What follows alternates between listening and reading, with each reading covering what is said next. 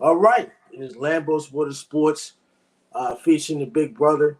Like I said, it's another college football. We are talking Utah versus Oregon State. This game will be played on Friday at 9 o'clock on FS1. Utah is still undefeated. They find ways to win despite losing Cam Rising.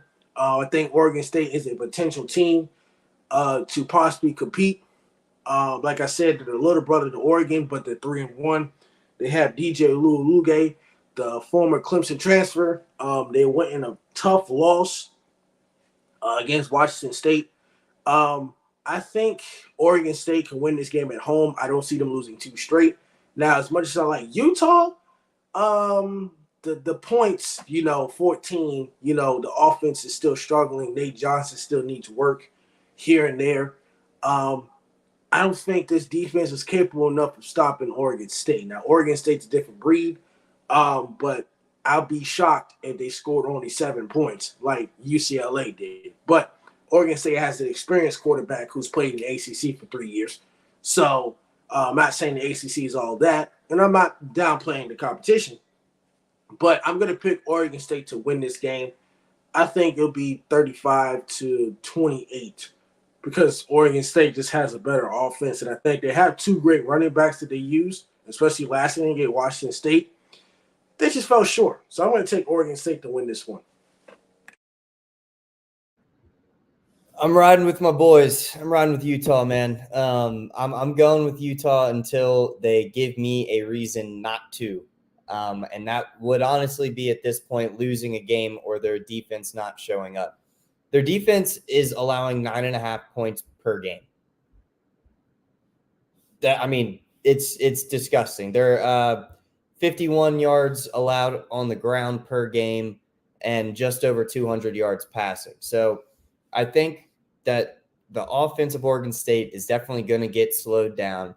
The offense of Utah is an issue, but Oregon State isn't like a lockdown defense or anything like that. I mean, like, they're not bad, don't get me wrong, but they just allowed 35 to Washington State, who is 4-0. So all credit to them, but that's not the full roster that like Utah has in comparison. So I do think we've seen offensive numbers be put up by this team, and I don't know if just a 1 week thing at UCLA is enough in my eyes to turn me away from them.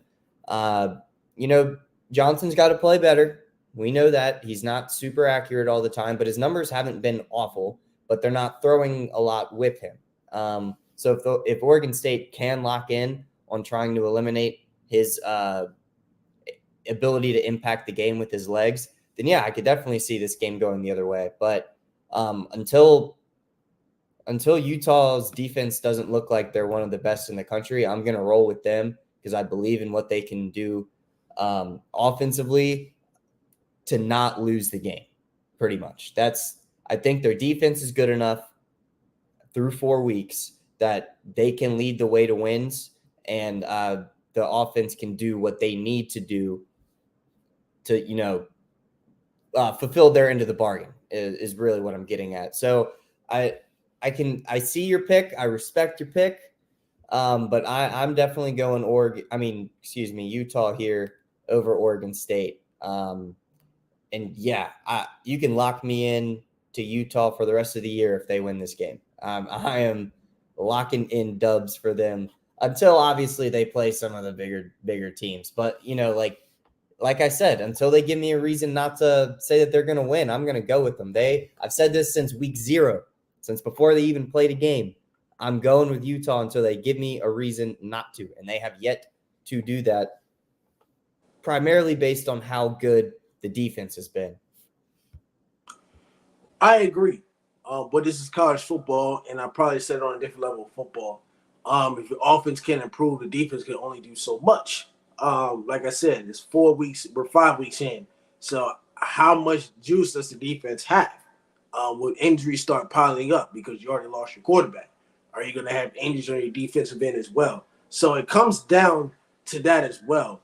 But they're on the road against Oregon State. Now, being on the road in certain environments and certain stadiums is a little bit different. I think from playing at Oregon State, I guess it is a tough place to play. Not sleeping on them at all or nothing, but I think as far as I've seen Oregon State, they've shown a lot of promise. I feel like they can destroy Utah's run defense. Great. I feel like they can destroy it. Now, with Damon Martinez, like I said, he's a sophomore. He's already had 57 carries for 432 yards. And against conference, he's already averaging at least 4.8 yards per carry. So that's my confidence there as far as Oregon State. They're able to run the ball. We already know they can throw it. Like I said, throwing wise, you just have to watch out for Silas Bolden, who is a junior. He's their leading receiver right now. He averages 15.2 yards a catch. And like I said, I'm confident in the receiving core. Utah does have some dogs. They do have some receivers, but it comes with the scheme of things. I mean, are they going to rely more on Nate Johnson running, or are they going to mix it up?